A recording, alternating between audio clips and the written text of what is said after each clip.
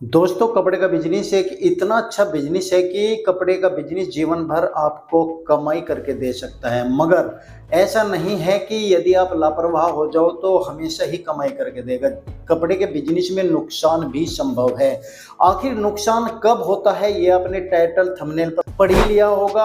आज इसी टॉपिक पर मैं ये पूरी वीडियो बनाने वाला हूँ, क्योंकि बहुत सारे लोग कपड़े के बिजनेस में भी मार खा जाते हैं और बहुत जल्द दुकान बंद करने को विवश हो जाते हैं। यदि ये वीडियो आपको देखनी है तो पूरी देखिएगा, और वीडियो पसंद आए तो लाइक शेयर, चैनल को सब्सक्राइब जरूर कीजिएगा, क्योंकि कपड़े का बिजनेस एक ऐसा बिजनेस है जो आपको ही नहीं, आपके आने वाली जनरेशन को भी एक अच्छी मोटी खासी रकम और महीने की इनकम देने का व्यवसाय बन सकता है। तो चलिए दोस्तों, ज़्यादा वक्त बर्बाद नहीं करता, वीडियो शुरू करते हैं।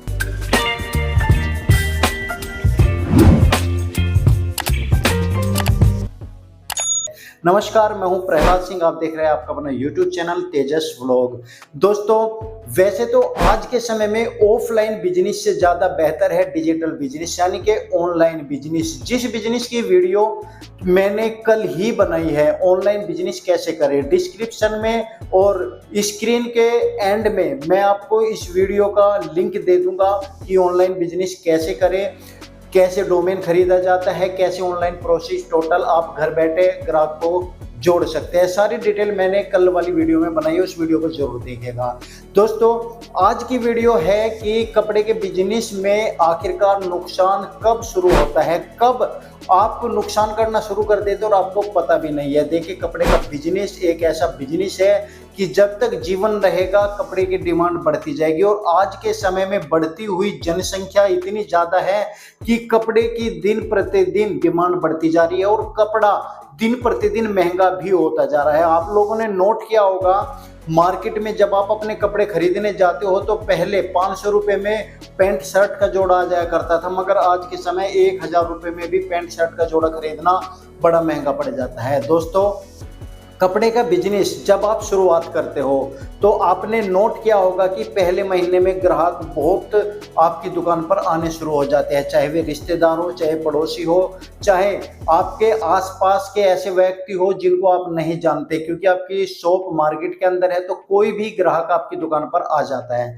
मगर 1 महीने बाद या 2 महीने बाद आप देखते हो कि जितने पहले महीने आपकी दुकान के ऊपर ग्राहक आए थे वो दूसरे महीने कम होने लगते हैं। ये प्रैक्टिकल नए दुकानदारों ने बहुत किया होगा। मगर इतने आप समझते हो कि आखिर पहले महीने इतने कस्टमर आए, दूसरे महीने कम हो गए, तीसरे महीने और कम हो गए, आखिर ऐसा होता क्यों है, ये बात आप समझ नहीं पाते। यहीं पर गलती करते हैं। गलती सबसे बड़ी ये होती है, सबसे पहली गलती कि आपने कपड़े का बिजनेस तो शुरू कर लिया, मगर कपड़े के बिजनेस के अंदर जो जो परेशानियां आ सकती है उसको आपने इग्नोर कर दिया। आपने कभी ये सोचा भी नहीं है कि आप इतनी जल्दी डाउन फ्लो चले जाओगे, आपका कपड़े का बिजनेस इतनी जल्दी दूसरों की अपेक्षा कम हो जाएगा।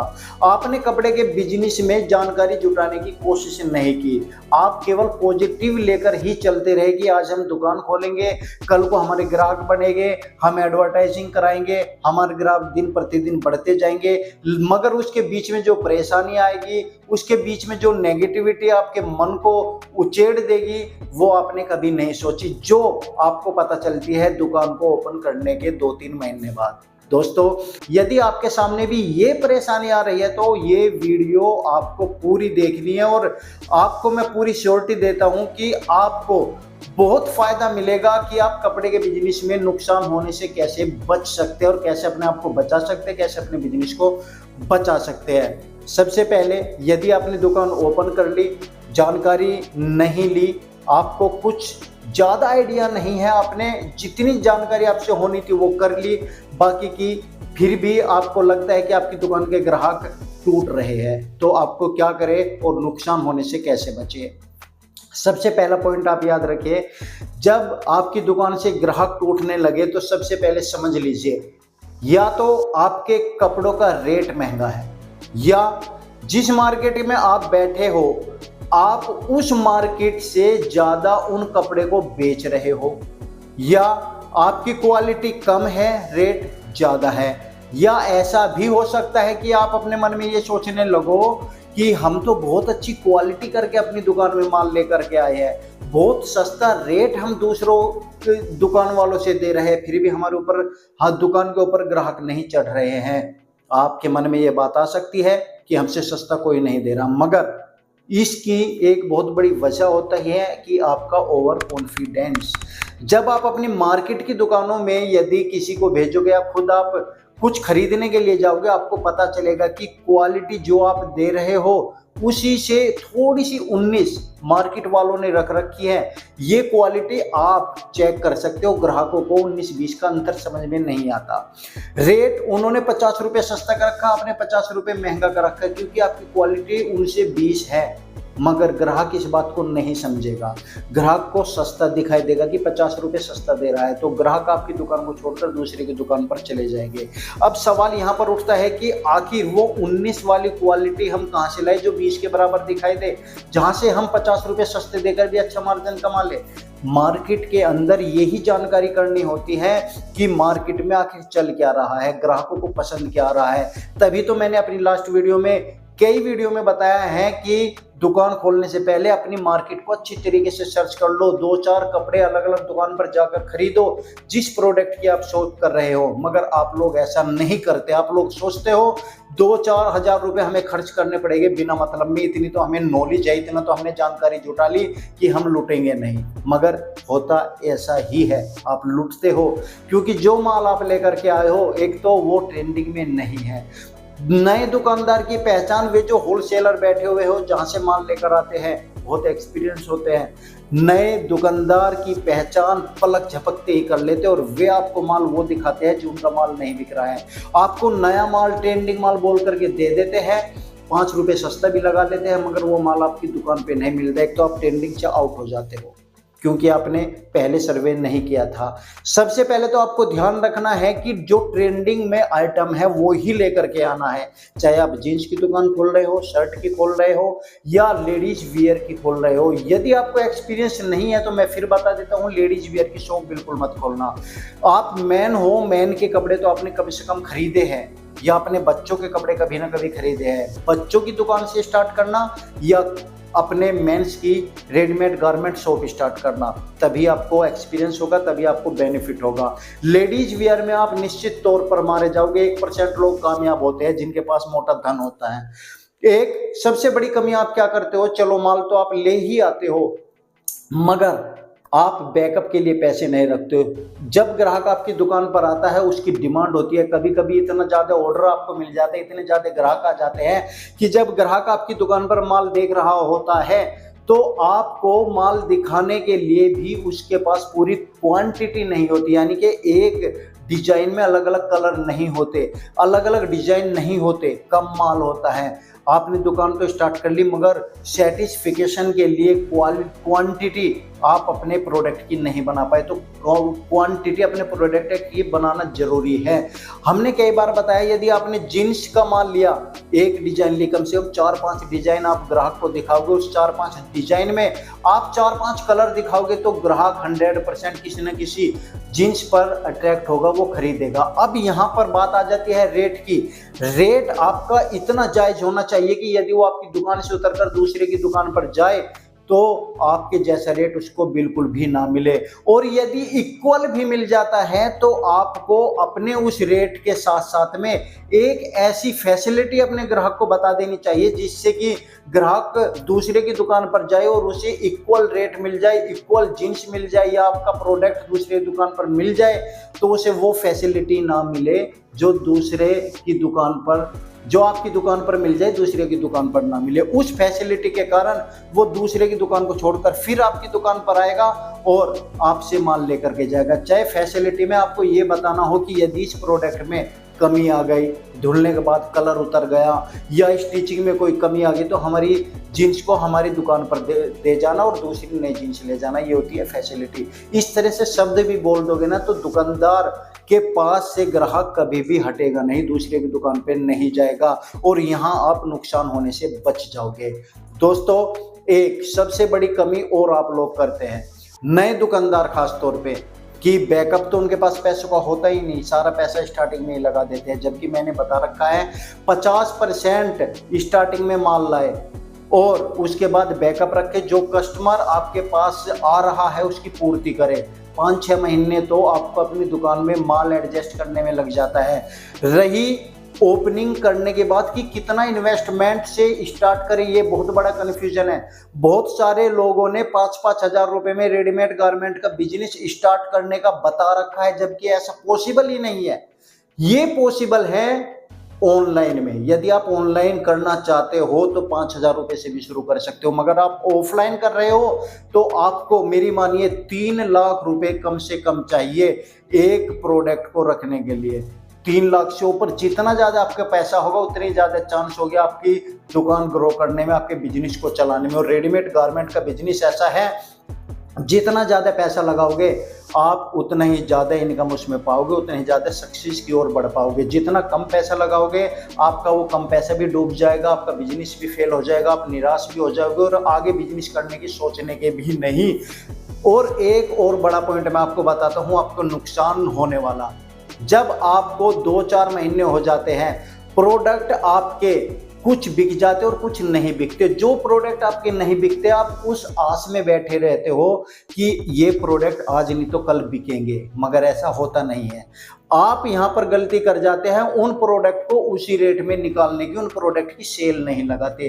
यदि आपने 3 महीने में, 4 महीने में, हद से 6 महीने के अंदर प्रोडक्ट की सेल नहीं लगाई तो वो माल आपका डेड स्टॉक में आ जाएगा। और जब डेड स्टॉक में आएगा आपकी दुकान के अंदर रखा रहेगा, दुकान के अंदर रखा रहेगा तो जो आपके पास ग्राहक आएंगे उनको दिखाना आपकी मजबूरी बन जाएगा। और जब आप उन ग्राहक को वो माल दिखाओगे जो माल 2 महीने पहले, 3 महीने पहले वे छोड़ के गए थे, तो वे समझेंगे कि इनके पास नया माल तो आता ही नहीं। फिर वे आपकी दुकान पर आना बंद कर देंगे। वे कहेंगे कि यहाँ पर कुछ भी नया नहीं मिलता, इनके पास कोई माल नहीं है। फिर ये बातें सुन करके आप मेंटली डिस्टर्ब होते रहोगे, मेंटली आपका इतना टॉर्चर होगा कि आप बिजनेस बंद करने की सोचने लगोगे। तो सेल लगाना बहुत जरूरी है। यहाँ पर नुकसान होने से अपनी दुकान को बचाना है, यहाँ पर अपने प्रोडक्ट को बचाना है। दोस्तों, परचेजिंग ना करना भी नुकसान को इनवाइट करना होता है।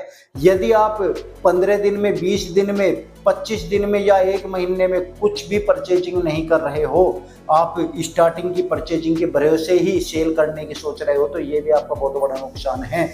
आपको सर्च करते रहना है मार्केट कि मार्केट में और क्या नया आया है। वो नया 15वें दिन, 20वें दिन आपको मार्केट में जाना ही जाना है खरीदने के लिए। भले ही आप एक सेट लेकर के आओ, कुछ ना कुछ आपको नया मिलेगा, वो खरीद करके लाओ, उसको आप अपनी मोड़ी पर, दुकान की मोड़ी पर टांगो, नयापन दिखाई देगा। सबसे पहले नए नए कपड़े, नए नए डिजाइन जो 15 दिन, 20 दिन में खरीद करके आप लाए हो, ग्राहक को वो दिखाओ, ना कि वो जो 2 महीने से आपके पास रखा हुआ है। नए दिखाओगे तो पुराना निकलेगा, पुराने दिखाओगे तो नया भी नहीं निकलेगा। इस बात का आप ध्यान रखिएगा।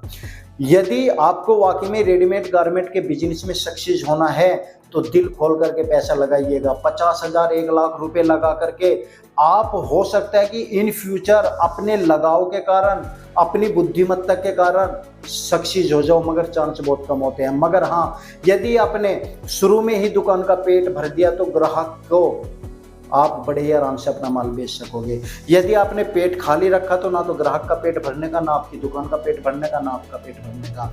ये निश्चित है। यदि आपको रेडीमेड गारमेंट में नुकसान होने से अपनी दुकान को बचाना है, अपने आप को बचाना है, तो सेल आपको लगानी पड़ेगी, परचेजिंग आपको करनी पड़ेगी, ग्राहकों की पसंद को आपको समझना पड़ेगा, ट्रेंडिंग आइटम क्या चल रहा है उसको समझना पड़ेगा। मार्केट से रेट भले ही इक्वल हो, इक्वल के साथ में आपको फैसिलिटी ऐसी देनी है जो दूसरे दुकानदार नहीं दे रहे हैं। यदि कोई ग्राहक आपसे माल लेकर के 15 दिन में रिटर्न करने वाला है या करने के लिए आया है तो उसको भी आपको ध्यान में रखना पड़ेगा। एक बार आएगा, दूसरी बार नहीं आएगा। विश्वास ऐसा जमाना है कि वो ग्राहक संतुष्ट होकर के जाए, तब आप नुकसान से बच सकते हो। कपड़े का बिजनेस एक इतना शानदार बिजनेस है कि भविष्य में आपको, आपके बच्चे को एक रोजगार ऐसा दे करके जा सकता है। जब आपका बिजनेस चल जाता है तो आपके घर के बच्चों की पूर्ति हो जाएगी, आपके फाइनेंशियल जो आर्थिक स्थिति होती है वो मजबूत हो जाएगी, पैसे की कमी नहीं रहेगी। आज के समय में नौकरी कम है, बच्चों को आने वाले समय में रोजगार स्थापित किया हुआ मिलेगा, आपका जीवन खुद सफल होगा, आप खुद एक अच्छे बिजनेस मैन बन सकोगे, सक्सेस बिजनेस होगा। मगर उसके लिए प्लानिंग करनी पड़ती है कि आपको दुकान खोलने से पहले क्या करना है, दुकान खोलने के बाद क्या करना है। एक पर्टिकुलर प्लान के तहत बिजनेस स्टार्ट करना चाहिए और बिजनेस स्टार्ट करने के बाद उस प्लान को कंटिन्यू करना चाहिए, तभी रेडीमेड गारमेंट के बिजनेस में आप सफल हो पाएंगे।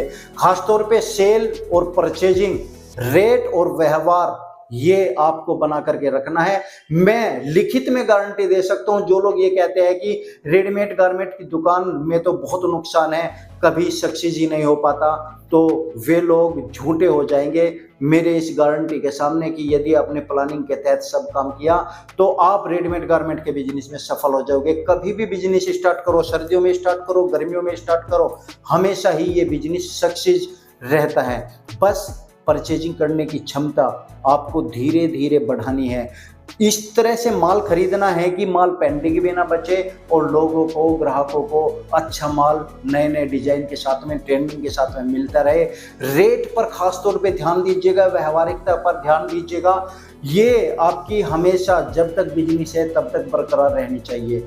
दोस्तों, यदि और भी कुछ आप जानना चाहते हैं रेडीमेड गारमेंट बिजनेस या किसी भी बिजनेस के बारे में, तो हमें कमेंट्स करें, मैं उसके ऊपर फिर वीडियो बना करके दूंगा। और हमारी ऑनलाइन बिजनेस कैसे शुरू करें ये वीडियो जरूर देखिएगा। जैसे ये वीडियो खत्म होगी तो पीछे एंड कार्ड पर वीडियो आपको दिखाई देगी, ऑनलाइन बिजनेस कैसे करें, उसको देखिएगा। बहुत ही अच्छी वीडियो बनाई है, बहुत ही अच्छी जानकारी है। डोमेन कैसे खरीदा जाता है, होस्टिंग क्या है, वेबसाइट डिजाइन कैसे करें, ऑनलाइन बिजनेस कैसे करें, कैसे हम उसमें परचेज करते हैं, सब कुछ उसमें मैंने सिखाया है।